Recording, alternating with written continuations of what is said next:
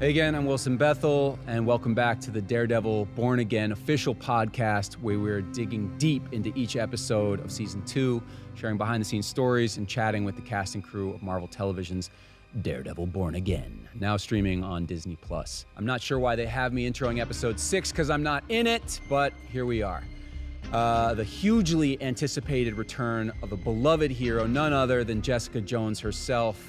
Insane, right? On today's show is Margarita Levieva, who plays the role of Dr. Heather Glenn, whose trauma is steering her in an exciting new direction. Michael Gandolfini, the actor who plays Daniel Blake, Mayor Fisk's other troubled loyalist, and costume designer, one of my favorite people on the planet, Emily Gunshor, who, aside from being extremely stylish and very friendly, will discuss the show's distinctive style.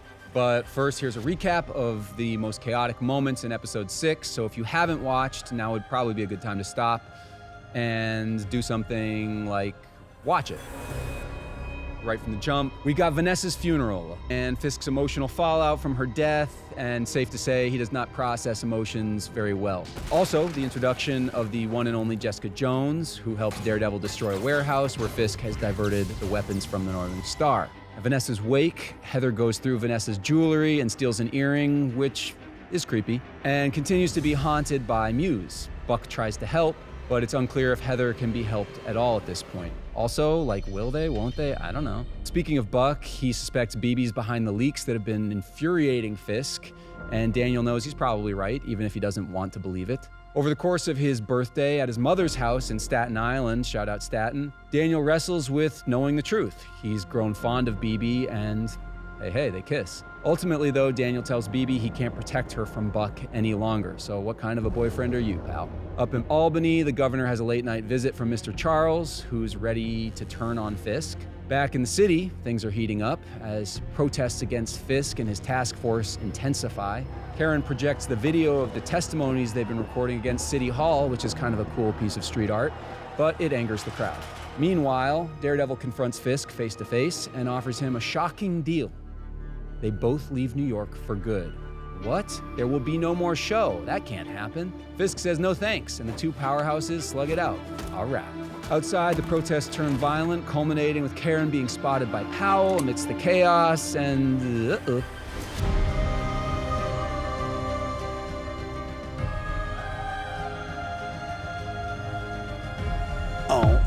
Wilson, you're not in this episode. Okay.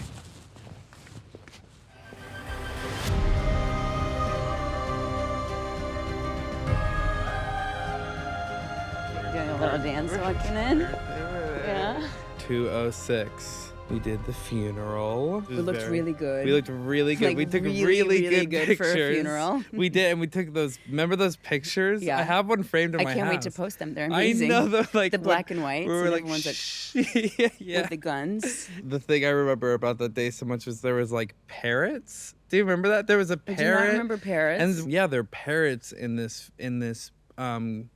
graveyard because someone brought two of them, and then they just live up in the Oh, I didn't walk around the graveyard. I didn't. I was I do the church. Yeah. Stay there. I do the, It was also respectful of the trillion degrees, graveyard. Wasn't it?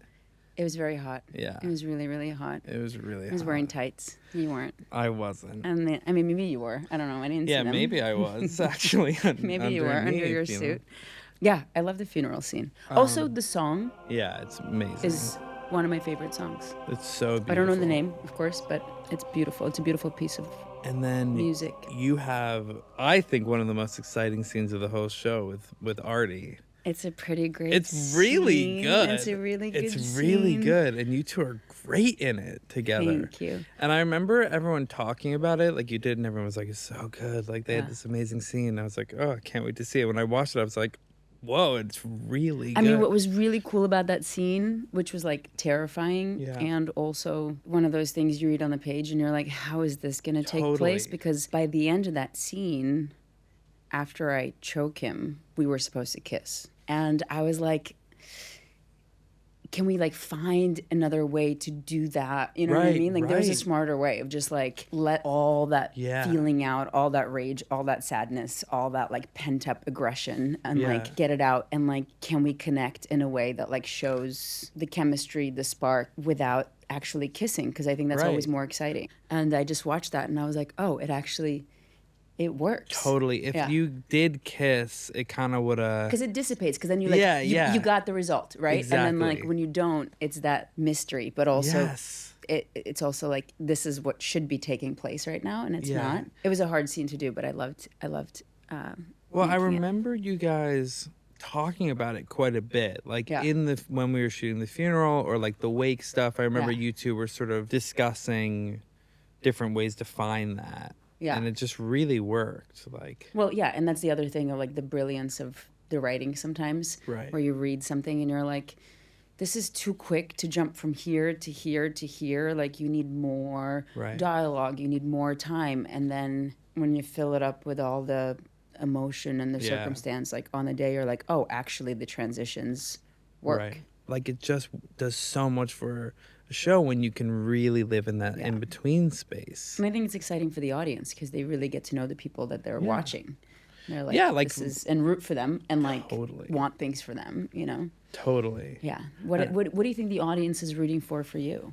I don't, I think that as the season goes on, like, I mean, he's at a real pinnacle point right now, right? Where like, which way is he going to turn? Is he going to turn toward Buck and Fisk, or is he going to turn toward BB? And I think that... I love that scene with BB, by the way. Oh, thank you. At home. Yeah. It's so sweet. I love when she walks into the room and sees... That's a great example. Like, there's no dialogue in that scene, right? Yeah. It's just watching her, and she's so good. Just watching her see, like, he's such a boy. Like, he's such a boy. Yeah. And when she decides to...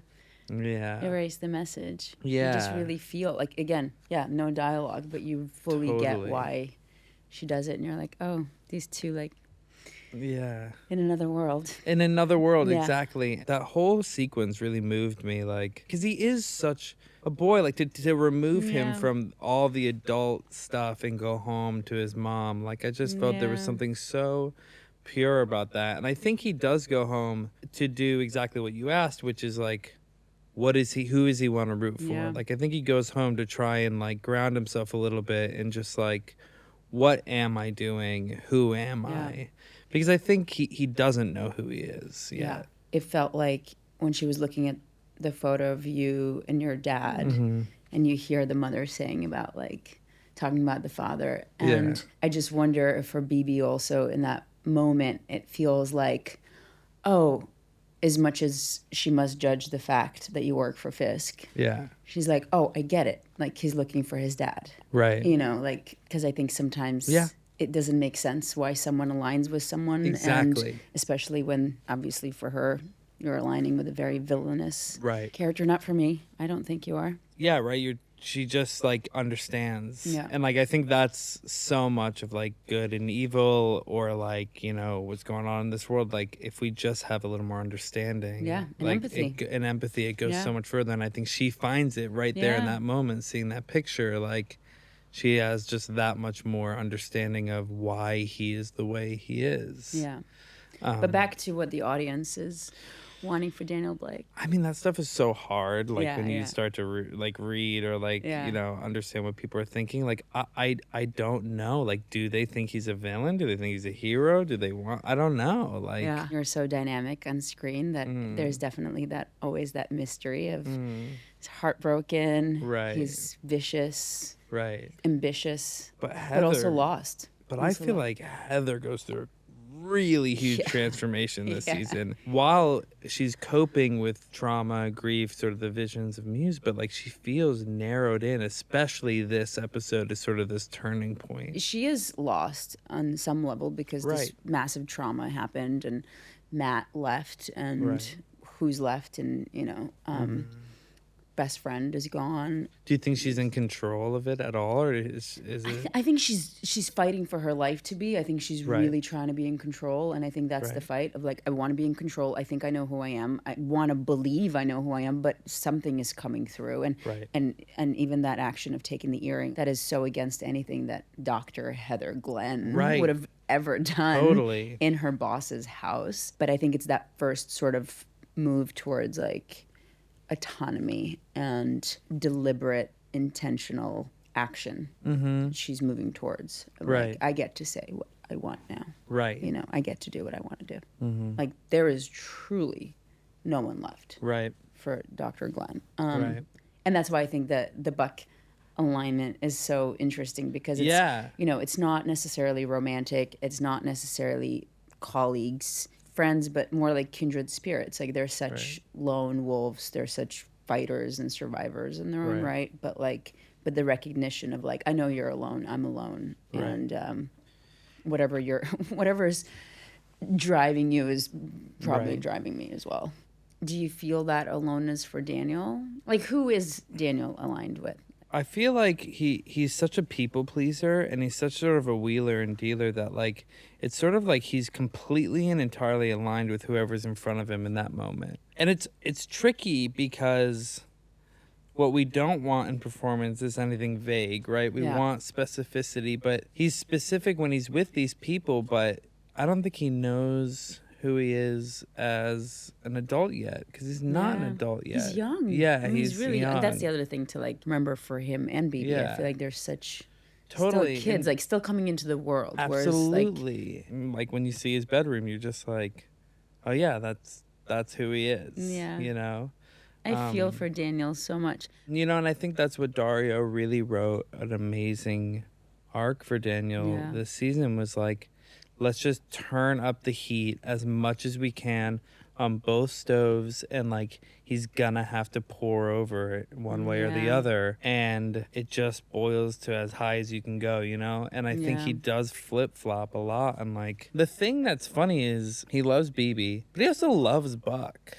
Like, totally. I mean, that friendship. Yeah. I love that friendship. Totally. And it's so funny, while you were speaking, like I was just having a visual of like an animal in a cage, just kind of like running back and forth. You know what I mean? Just like going back and forth, and just like so what he is. Not like quite sure like where to plant. He looks up to Buck. He sees him as kind of a big brother, and he's not scared of Buck. And there was just such a quality of like, I don't want to disappoint either. I want to have both in my life. Yeah.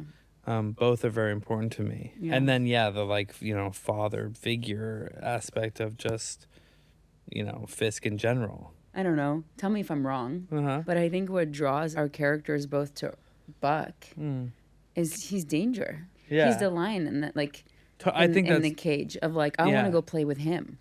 Yeah. You know, he feels comfortable biting other people's heads off. I want to know what that feels like. You know, for you, it's like that almost electricity of danger. For me, it's like, but his mane is like super cuddly. You know what I mean? Like, he's I'm aware that he's a lion, but like he's so fuzzy and kind of fun and I want and cool. Totally. And, on a deeper level, I think also like the pain that we've talked about for both of our characters. I do think Buck carries so much pain. And covers it so much, but and I think that's really clear in both of our dynamics, where you two express the pain and sort of get it out, where like I make him laugh a little bit and I bring like a little bit of joy back to him. I love like, the humor between you guys. It's so good. I love it. It's so I want fun. That spin-off. Do you think Heather knows about Matt and Daredevil, or does she think anything's there? Do you think she has clues to where he's gone, or is she just so...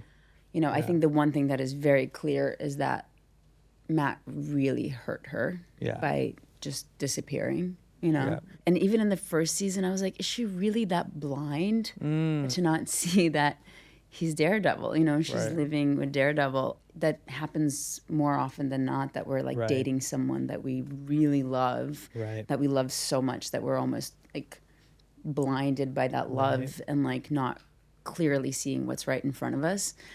So I wondered a lot this season if Heather still refuses to believe that he is Daredevil, just because that type of betrayal would be unbearable. You know, I mean, it's pretty devastating that, you know, I mean, he's talked so much and he's put on such a face, and you know, they've had all these conversations about vigilantes when she's writing the book, and it's just like, really, you've been completely lying to me the entire time we were together, and turn it off. I think she knows deep inside. Right. She just won't allow herself to fully admit it. Yeah, know? like Deborah asked me, do you think Daniel knows that BB is the leak?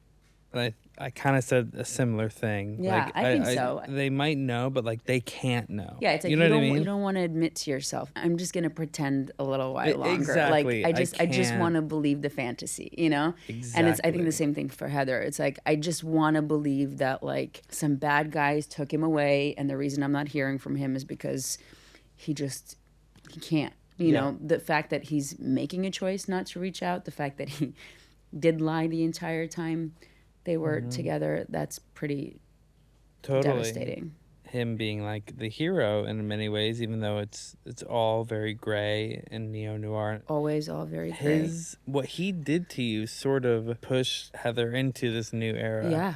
You know? And that's what I find so fascinating, because it's like the making of a villain of sorts, of like what creates that type of behavior, like what pushes someone over that edge, you know, like with that first action of stealing the earring, you know. Right. Of here was me before this incident, and here is me after. Right. Truth or Daredevil? Here we go. But I get 2, right? So I could do 1 and 1. Yeah. Okay. Okay, Truth you want it to is. go? All right. Truth. Okay. Is there a role that you would like to play in the future? In the Marvel universe? Oh, I just think in general. Anywhere? Yeah. I'd love to play Catherine the Great. Ooh. Cool. Yeah. In a movie? A movie. Okay. Catherine the Great living in Russia, Amazing. riding horses. Who's directing it? P.T. Anderson. Love it. Okay, make it happen. Yeah. Truth or Daredevil? I'll do Truth. Truth. Okay. If you could go anywhere in the MCU, where would it be? It's a great question. Daniel Blake, the spin-off. Yeah, exactly. I'd go to Staten Island. No, let me think. How about like Wakanda? Thunderbolts, like a movie, or yeah, but like where like Black Character? Panther's from Wakanda. Okay. Like that's cool, and they have like the island, and it's beautiful. Yeah. That's where I'd want to go. Okay. Yeah. I'll join you. Okay. Yeah. All right. Truth or Daredevil? Daredevil it is. Daredevil it is. Pick a good one, please. Okay, You want who to see it? in real life knows New York the best? Me. You? Yeah. I don't. Let's see. There's an answer on it. I'm older. No. In the whole cast, I think. I do. Oh, it says you. Yeah! It's you. Yeah, we've heard Margarita. Amazing. I've lived here the longest. I know I'm the best. I've lived in like all the boroughs. You know that? Really? I mean, not all. Which ones? Brooklyn, Jersey, which it's Yeah, a different fair. state, but I consider New York. Yeah. Manhattan. Queens. I've visited Queens a lot. I've had a lot of friends there. A lot of great Greek restaurants. Bronx, yes. I haven't lived there, but Been visit to. often because I live And uptown now. Staten Island, the And Staten forgotten Island, my borough. first boyfriend was from Staten Island. Really? So, Was he? You know. I love yeah. that. Yeah. Okay, I'll do Daredevil as well. Daredevil. But like all right. go through, you know. All right. I'm picking 2 things that both I would answer myself. They're all you. They're all me. Okay. Who on the cast has gotten a tattoo to commemorate a role? I have. You have? Yeah. I have too. Which one is What it? role was it for you? I did a movie called Warfare, and we all got matching yes. tattoos. I did a TV show called In From the Cold, and my cast and I went and got tattoos. Cute. Yeah. Which one does it say? Michael Gandolfini. Oh my God! You and I picked both dares that we both were. I know that we both were. That's I pretty love good. it. You want to dare another one? Yeah, I do kind of. Who was known as the cast's emotional support actor? I did give out emotional support pickles at the end of season 1 to everyone. I mean, you're the third. I think you. Me? Yeah, It says actor. I'd be glad if they call me an actor. it is. You're an actor. No! Who the hell? Wait, let me guess. Me? Yeah! Wow, okay. Yeah, that makes sense. I mean, we're like brother and sister I anyway. get that's true. Yeah. That's true. That would be one of my dream roles. I would love I would that. love Could to you play your sister. imagine? I would or love maybe that. mother at No, this point, sister would but, be you know, so like fun. Stepmother. This is our second job together. I know. We got gotta to get the be third. family. We got to be I know. family. 100%. We can't be like on different sides. No, let's go make it happen. Yeah, we're I gonna make it know. happen. P.T. Anderson. PTA. Let's Catherine go. the Great has a brother that no one in history knows about, and that's okay. Michael Gandolfini. And that's me. That's me. Well, this was fun. Yeah. We'll do it again very soon. Just play Truth or Daredevil, hanging out. I want the hunt for Daredevil and Karen Page. Intensify it.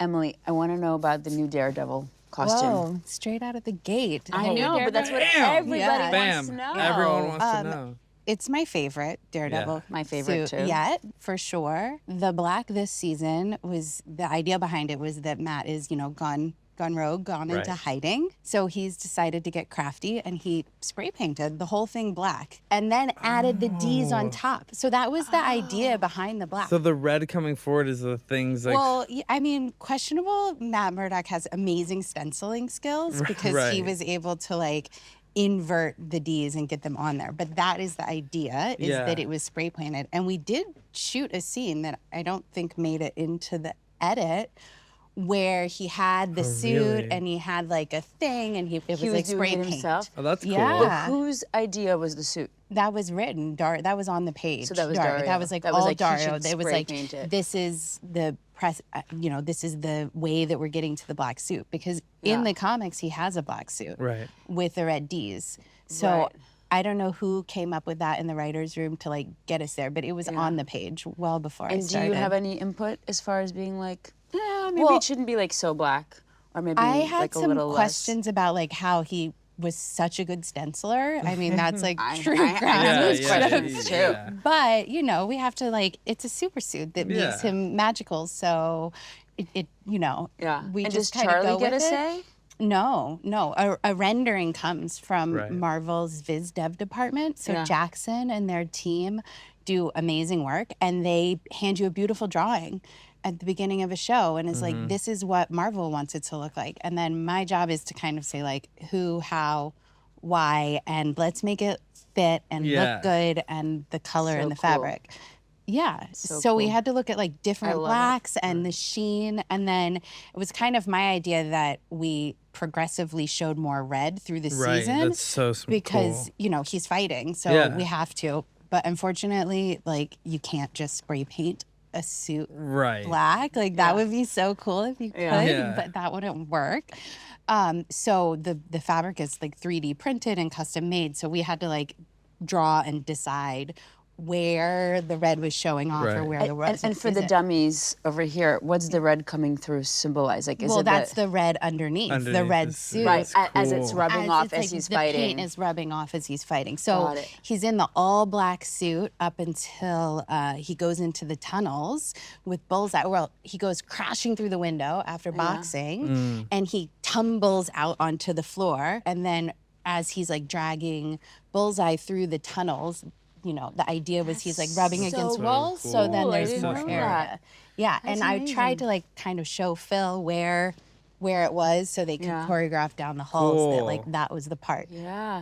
And I'm personally genuinely curious, how many of those suits do you have? Oh boy, when you're shooting? Well, so phase 1 and phase 2. So phase 1 was the all black suits, and I believe we had 4 for Charlie and 4 for Nico, and then same for phase 2 with the red coming through. Wow. Yeah, because you have to have one for a harness. And how do you make them? You just We just snap our fingers and they magically appear. No, we use Iron Head in LA, makes that suit for us. And it's a lot of fittings, and they start by milling a body, which means they 3D print Charlie and his stunt double. And then all the rest gets custom built out. Yeah. Wait, I have another question for Michael. Did you ever want to try the suit on? Yeah, of course. You we did? had at one point we had this bit where I was gonna try and put on task force stuff. Yeah. And I was gonna run and mess with. Show up on set. I was gonna show up on set and mess with Vincent, but the timing never worked out. We fit you in we it. did fit me in it. So you put it on. Task force stuff. I didn't put on the Daredevil one. I would have loved to wear the Daredevil one. Yeah, of course. I do have to say, season 1, we did a scene in Heather's office where it was the first time in the season that Charlie put the suit on. I remember this day. Yeah. And there was something about like just him walking out, like everybody, myself included, was like, Yeah. Yeah. it's cool. It was really cool. And then he came tumbling through the window that day, too. I mean, there was a lot of that happening, but lot. it was just something about him like walking on set with a suit on for the first time. Fisk in his white suit is pretty awesome. Yeah, it's incredible. Because we also talk about having a lot of those. I believe we had 15 white suits through the season. And different that doesn't suits or all just different slight variations on a theme depending on like what was happening, you know, like he has some muscle enhancements that change at different parts of the story, Right. or where we're shooting and what's happening action wise. Right. But yeah, 14 for him. And then for his stunt double, you know, dirty blood, harnesses, not harnesses. It's a lot. And you go and create everyone else's look too. I was just thinking, that's I was like, the fun part. Really? Is that your favorite part? Which one's more fun? The superhero stuff or the like? I mean, the superhero stuff is really fun because it's different and it's a challenge, and you don't just like go to Saks or, you know, people don't have as many opinions about it because it's not readily available for sale, and you get to like control make it. But like with your clothes, I get to like go shopping and see what's in fashion or like think about what the political people are wearing in Office or Staten Island. But with the superheroes, it's really fun because it's just something different. Yeah. It like works a different mind muscle. Yeah. And then how do you make these suits to like withstand a full 16-hour day of shooting and without being so heat heavy and comfort levels for them. So that part is really fun and interesting for me. Yeah, because I was going to ask if there was a suit that you did get to design, like you had a lot of input on, but then I was thinking to myself that also like the regular people in the show, like they do have their own I mean, suit. Like I feel like Dr. Glenn definitely this season has like a uniform. Yeah, it's that her you armor, designed. Yeah, right, and you get to wear that armor, and her suit or armor has like really changed from season 1 to season 2. Right. Oh, drastically. And so then we got to give you those beautiful suits and short skirts. Short skirts and tights. Which, how do you feel in that? Tights. I loved it. I'm know. like not a short skirt gal in my life ever, but it was really nice for a change. The costumes like really like when you start to wear something you normally wouldn't wear and like you're wearing it, you're just like, oh wow, this is really the character. Like it really I mean, helps. that's the best part of my job is being in a fitting with actors as smart as you all, and then bringing ideas to the table and saying like, oh, Heather Glenn last season, she was a therapist, she was in this like happy place, now she's had this trauma.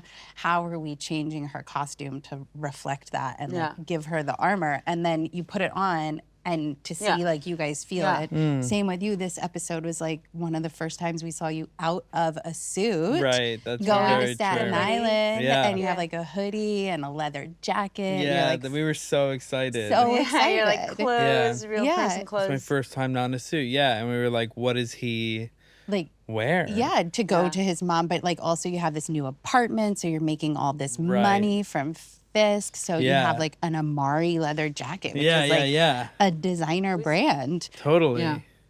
Yeah, but like I remember us talking like, oh, he should just wear like the sweatshirt without a shirt underneath because he's just like comfortable, like he's just going home. Yeah. But I do, I mean, I think the brilliance of your work, like I have to say as an actor wearing your designs, I definitely felt the shift in Heather Glenn simply based on the costume that you designed. Thank you. You know, I think truly, like once I put the skirt on, the jacket, the tights, and the pumps, it was like, oh. With each piece too, because each piece speaks to like a different part of the character, right? And we like, really shifted your jewelry this season compared to last two. Like last season, it was more like artistic and like bohemian feelings. And no, but I was just thinking, like every piece, it's like this. The short skirt is like representation of taking risks, right? Like of being like a little more sinister in a way that she wouldn't have been. Like the suit and like the turtlenecks are still like the armor and like the professional, like the tights are like I still have a layer against the work, but like there's like so much that like goes in that. The thought process. I mean, even like the tailoring that you talked about in the first season, where you were like, "Oh, I want the jackets to not fit," because you were like, it's your first job, you probably don't have an adult suit yet, so like your suits are a little too tight, and your shirts. We really changed your suiting this season. Yeah. Last season it was like Macy's specials that we purposely like tailored a little off so they like fold. Yeah. And this season you had a real apartment. Right. But it's like that is the thing things people don't think about, but that's what your talent is like you think about the little things that really make these characters who they are. So how do you pick where to shop? Where do you send people? Well, it really depends on the character and who. And I like to try and think about the type of person we're dressing, who they actually are, where they would actually shop in their real life. So like your mom, for instance, in Gloria in this episode, you know, she's like a woman who lives in Staten Island and has the like plethora of herbal medicine and this. I wanted to look at a cold shoulder cutout on her. I was like, I sent them to like Marshall's and TJ Maxx and like Staten Island, Talbots. Totally. So I don't just go to Saks. Right. That and I really like to think about like what these characters, what they do before they go to bed. A glass of wine. I was thinking of the big introduction in this episode, Jessica Jones. Oh yeah. I mean, shopping for that leather jacket. I spoke to Kristen about the process of that. And I was like, I want that jacket. You can have one. It's Celine. Really? Well, I can have one if I go buy it. I really thought we were going to end up making it. We did make her boots. Custom made the boots. So cool. The boots. Yeah, they're amazing. So cool. And like when you see that first shot of them come in, I was like, this is amazing. Because you can't just shop something like that needs to be iconic. They made them before they were a collab with Giuseppe Zanotti, I think. Yeah. You know, and they still make that boot that she wore in the original series, and it's out there. And then I started looking at like what boots were available and what the zippers and the buckles and the foot and the weight, and it's like, you know what? Let's just draw a picture. I pitched her an idea. I said, Kristen, you and Emily should like sell the line of boots. The Jessica Jones. Yes. I mean, side hustle. That sounds amazing. Wait, so how did you find the jacket? We scoured the world, and Kristen is super collaborative and like had a lot of ideas. So like her and I were texting back and forth of like, look at this jacket, look at that jacket. And then, I mean, we had racks of them when she first came and tried them all on. And I really thought we were going to have to remake one, but I think she maybe sent me that one. I don't recall. We were back and forth with Celine. And then as soon as we saw it, we were like, oh my God, that's it. It's perfect. It fit perfect. And then there were none of them available. So then we had to. So then they just bought up all of them. Yeah. You told me there was like 6 or 7 I actually have a crazy story, which is that I needed 2 for her and 2 for her stunt double, and we needed different sizes for harnesses or whatever. And one of the sizes was not available, but it was in Europe, and because of shipping, it wasn't going to make it in time. Did you have to fly to Europe to buy the jacket? I had somebody from my amazing team who had a trip planned, and it coincidentally worked. She smuggled it back in for us. That's amazing. Next time you want someone to go to Paris to like buy a jacket. I mean, I was definitely offering it up also. I was like, oh, I'll just go. I have a very serious question for you. Uh-oh. Yes.